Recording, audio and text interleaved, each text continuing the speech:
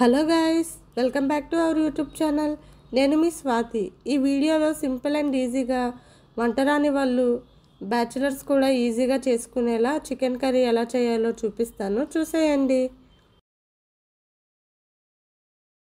Stove on చేసి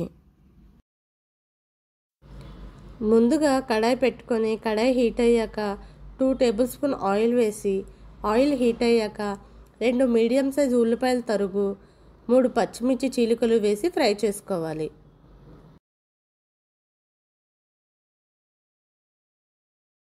తర్వాత 1/2 table spoon పసుపు, 1 టేబుల్ స్పూన్ సాల్ట్ వేసి ఫ్రై చేసుకోవాలి.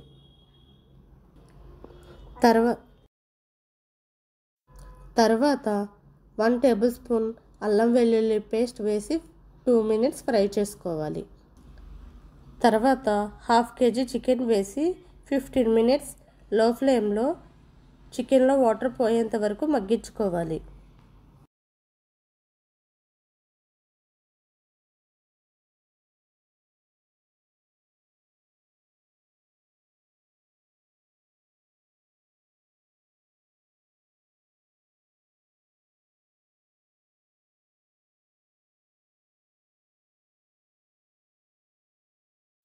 తర్వాత 1 టేబుల్ స్పూన్ కారం, 1 టేబుల్ స్పూన్ ధనియా powder, 1 tablespoon chicken masala వేసి 2 మినిట్స్ ఫ్రై చేసుకోవాలి.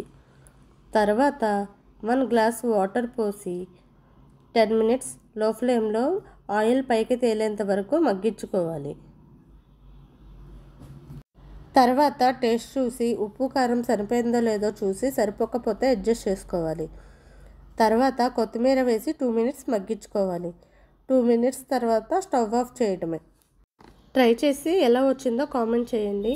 మా వీడియో కనుక మీకు నచ్చినట్లయితే లైక్ చేయండి, షేర్ చేయండి, సబ్స్క్రైబ్ చేసుకోవడం మర్చిపోకండి. Thank you for watching.